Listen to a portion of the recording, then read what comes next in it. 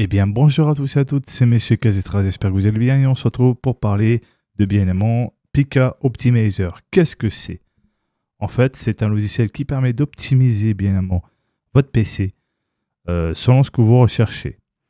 Et bien évidemment, je précise, pour ceux qui sont des joueurs PC portables, il y a des choses qu'il faudra désactiver pour éviter que ça use sur votre batterie, sur votre PC portable. Pour ceux ou celles qui sont sur les PC Tour, donc fixes, vous pouvez laisser tout sélectionner. Attention, sur le côté libération d'espace disque dur, il faut savoir une chose.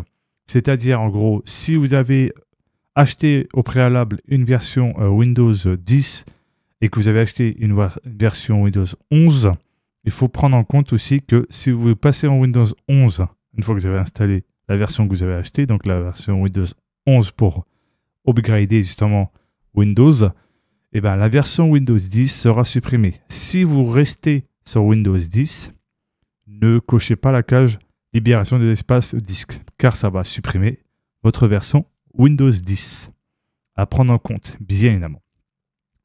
Tous ces points-là, par exemple, c'est créer un point de restauration avant d'appliquer les optimisations. C'est vraiment conseillé si vous voulez revenir au point de départ, pour avoir tout ce que vous avez bien évidemment enlevé en faisant bien évidemment l'optimisation. Optimisation gaming, ça active tout simplement les options du gaming Windows et désactive la game bar, qui est le multi-plan overlay. Le limite de puissance CPU, corrige les full screen exclusifs, gère tout simplement les priorités CPU et GPU, et app en background améliore la connexion et la responsivité et la latence. Optimisation, excusez-moi, des services. Change les services de Windows moins utilisés en démarrage manuel. C'est-à-dire, en gros, tout simplement, ça fait en sorte que ça soit moins utilisé en démarrage manuel. On va faire ça plus simple. Optimisation Explorer. Donc, explorer. Optimiser le menu démarrage, la barre des tâches, l'Explorer de Windows et le menu contextuel. Bien évidemment, la télémétrie empêche complètement Microsoft d'espionner et partager vos informations personnelles. Attention, l'app PhoneLink risque de ne plus marcher après l'application demander le fixe pour le débloquer. En gros, tout simplement, ça va en gros empêcher complètement Microsoft d'espionner vos informations personnelles et de les partager. Et aussi, il faut faire attention parce que l'application PhoneLink risque de ne plus marcher. Après application, demandez le fixe pour la débloquer. Alors, tout simplement, c'est quoi? Désactiver le mode hibernation n'est pas conseillé pour les ordi portables. Pourquoi? Tout simplement parce que il est important pour les PC portables d'avoir tout simplement l'hibernation. C'est très important de le laisser si vous êtes sur PC portable. Concernant le deuxième, désactivation Copilot, c'est désactiver l'intelligence artificielle de Windows pour éviter qu'elle soit en arrière-plan. Donc, je répète, hibernation à décocher si vous êtes sur PC portable. Donc, je répète, décocher, hibernation. Très important. Passons sur OOS. Évidemment, qu'est-ce que c'est ça? Applique les paramètres sur du logiciel OOS Setup. On va le dire comme ça. Tout simplement. Pour être sûr. STR Custom installe le Time Resolution avec la valeur par défaut de 0,5 ms, la valeur modifiable dans le dossier Windows Resource/script/res.txt. Ça permet justement mettre par défaut un 5. Si par exemple vos écrans vous font croire qu'ils font 1 milliseconde de latence, si vous voulez, pour faire plus simple. Dans Profile Alim, c'est une installation personnalisée du profil de bits sur High Performance de Process Load Source. Attention, peut augmenter la décharge de la batterie sur ordi ou console portable. Si vous êtes sur PC portable ou console portable, c'est déconseillé de le laisser cocher. Il faudra le décocher. Bloatware, qu'est-ce que c'est ça, le débloatware? Ça supprime complètement les applications natives de Windows. Pour la liste complète, cliquez sur le bouton Info si vous voulez aller voir plus d'infos. Et en gros, vous aurez plus ces saloperies de bloatware en arrière-plan qui font des utilisations en plus en termes de processus sur votre processeur. Le dark mode, ça met le mode sombre. Si par exemple vous ne supportez pas tout simplement le côté clair, donc qui explose les yeux, vous pouvez coucher cette option pour avoir le côté sombre, on va dire, côté couleur noire, pour éviter que ça vous explose les yeux. Et ça peut bien évidemment vous protéger vos yeux. Désactivation de RPA. Empêche l'installation automatique des pilotes par le service de mage de Windows. En gros, il va empêcher, par exemple, si vous voulez mettre à jour tout simplement votre carte graphique, que ça se fasse à votre place. Tout simplement.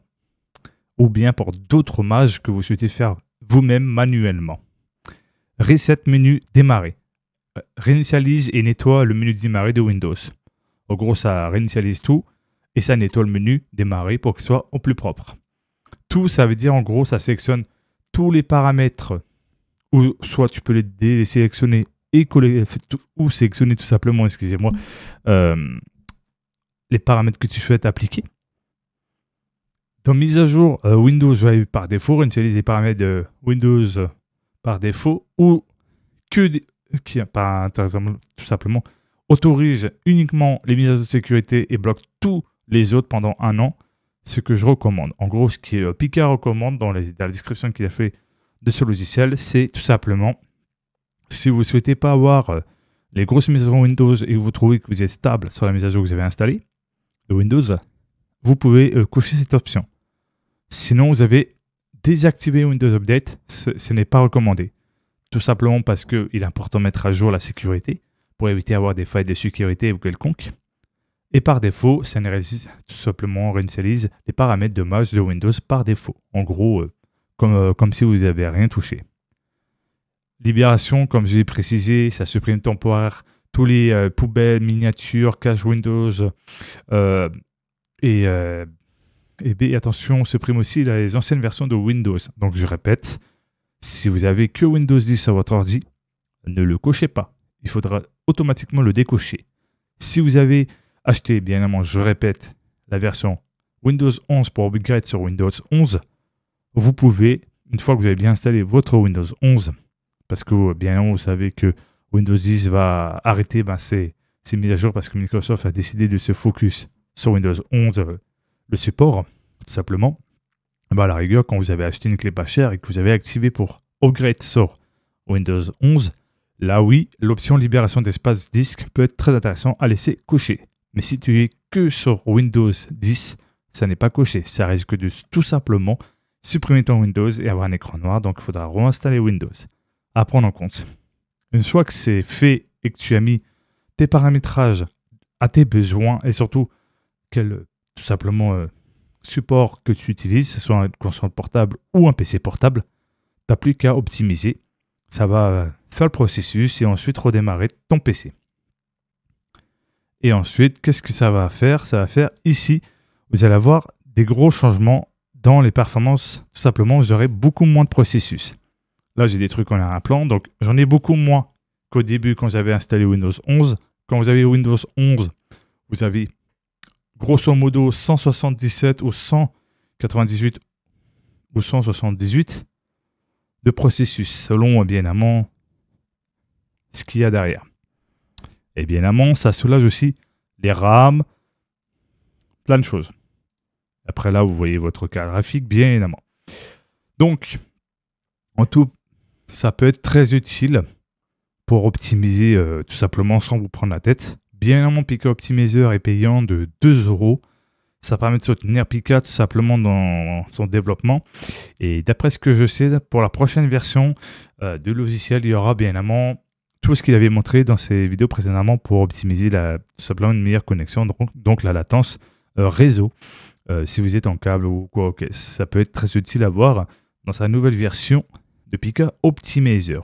Si ça vous a plu, n'oubliez pas de vous abonner, de mettre un pouce bleu, d'activer la cloche de notification et bien évidemment de partager un max. Merci à tous et à toutes d'avoir suivi cette vidéo. J'ai fait de mon mieux. Désolé pour les petits bugs, voilà, des petits bégaiements. Je fais de mon mieux, mais en tout cas, merci pour vos conseils. Je prends en note et j'essaierai de faire au mieux au préalable pour éviter de ne pas non plus bégayer dans chaque prononciation d'explication de ce que je souhaite vous expliquer sur mes vidéos. Je vous dis à la prochaine. Prenez soin de vous. C'était Monsieur Kazetra. On se dit à très bientôt. Ciao, ciao.